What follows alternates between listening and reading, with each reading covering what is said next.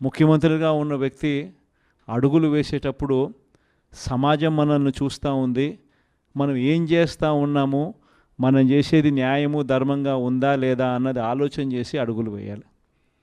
కానీ అన్ఫార్చునేట్గా చంద్రబాబు నాయుడు అనే ఒక దుర్మార్గుడితో యుద్ధం చేస్తూ ఉన్నాం. ఈ మనిషికి న్యాయం లేదు, ఈ మనిషికి ధర్మం లేదు. ఈ మనిషి తన స్వార్థం కోసం ఏమైనా చెబుతాడు, తన స్వార్థం కోసం ఏమైనా చేస్తాడు. అలాంటి వ్యక్తితో మనం యుద్ధం చేస్తూ ఉన్నాం. ఈరోజు జరగబోయే ఎన్నిక కూడా ఇంచుమించు అలాంటి ఎన్నికే జరగబోతూ ఉంది. ఈరోజు ఆశ్చర్యకరమైన విషయం ఏమిటంటే, రాష్ట్రంలో కూడా ఎన్నికలు జరిగినప్పుడు కూడా ఇదే మాదిరిగానే ప్రజలను మోసం చేసి తాను ముఖ్యమంత్రి అయ్యాడు.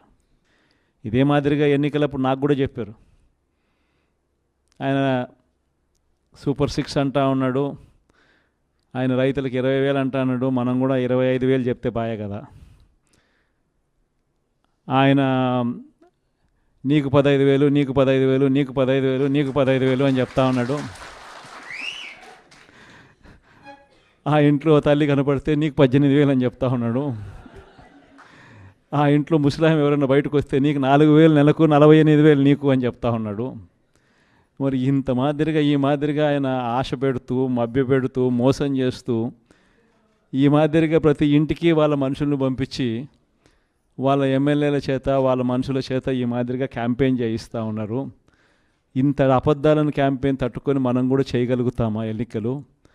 మనం ఎన్నికలు చేయలేము ఈ మాదిరిగా. మీరు కూడా కాస్త కూస్తూ ఆ మాదిరిగా చెప్పే కార్యక్రమం మీరు కూడా ముందుకు రావాలి అని చెప్పి కూడా నా మీద కూడా చాలా ఒత్తిడి తీసుకొచ్చారు. మన వాళ్ళే, దగ్గర వాళ్ళే, నా కోసమే, మన పార్టీ కోసమే అనే భావనతోనే వాళ్ళంతా కూడా నాకు సలహాలు ఇచ్చారు. కానీ నేను ఒకటే చెప్పిన, మనం అబద్ధాలు చెప్పి ఆ కిరీటం మనం నెత్తిన పెట్టుకుంటే మాత్రం మనకేం సాటిస్ఫాక్షన్ ఉంటుంది? సరే అవుతాము, ముఖ్యమంత్రి స్థానంలో కూర్చుంటాము, అయిన తర్వాత రేపు పొద్దున మళ్ళీ జగన్ చెప్పినాడు అని మీరు ప్రతి ఒక్కరూ కూడా వైఎస్ఆర్ కాంగ్రెస్ పార్టీ అభ్యర్థులుగా చిన్న చిన్న కార్యకర్తల దగ్గర నుంచి మొదలు పెడితే ఎమ్మెల్యేల దాకా మీరంతా కూడా మళ్ళీ గ్రామాలు తిరుగుతారు. తిరిగినప్పుడు మీ పార్టీ చెప్పింది, మీ జగన్ చెప్పినాడు ఇవన్నీ చేయాలి, ఇవన్నీ చేస్తాను అని చెప్పి, మరి అవన్నీ చేశాడా, అబద్ధాలు చెప్పి మోసం చేశాడు కదా అని చెప్పే మాట మీలో ఏ ఒక్కరూ అనిపించుకోకూడదు అని కాలర్ ఎగిరేసి మా పార్టీలో ఉన్న ఏ కార్యకర్త అయినా కూడా, మా పార్టీలో ఉన్న ఏ నాయకుడైనా కూడా ఒక మాట చెప్తే ఆ మాట మీద నిలబడతాం అన్న నమ్మకం, భరోసానే వైఎస్ఆర్ కాంగ్రెస్ పార్టీ అని చెప్పి కాలర్ ఎగిరేసి చెప్పుకునే పరిస్థితి ప్రతి గ్రామంలో, ప్రతి కార్యకర్తకు ఉండాలి. దానికోసమే నేను తాపత్రయపడ్డా. అందుకే అబద్ధాలు చెప్పలేకపోయాం. మనం 2019కి ముందు చంద్రబాబు నాయుడు ఇదే మాదిరిగానే 2014లో ఇదే మాదిరిగా చెప్పాడు. అప్పుడు రైతులకు రుణాలు మాఫీ అన్నాడు, పొదుపు సంఘాల అక్క చెల్లెమ్మలకు రుణాలు మాఫీ అన్నాడు, ఇంటింటికి ఉద్యోగం ఇవ్వకపోతే 2,000 రూపాయలు నిరుద్యోగ భృతి అన్నాడు. ఇవన్నీ రకరకాలుగా ఆయన కూడా చెప్పుకుంటూ వచ్చాడు. ఆ రోజుల్లో రుణమాఫీ చెప్పమని చెప్పి నా మీద కూడా ఒత్తిడి వచ్చింది.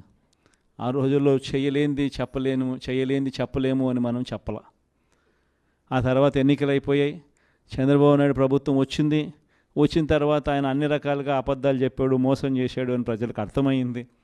2019లో ఆయన డిపాజిట్లు లేకుండా కూడా ఆయన పూర్తిగా పక్కన కూర్చోబెట్టారు.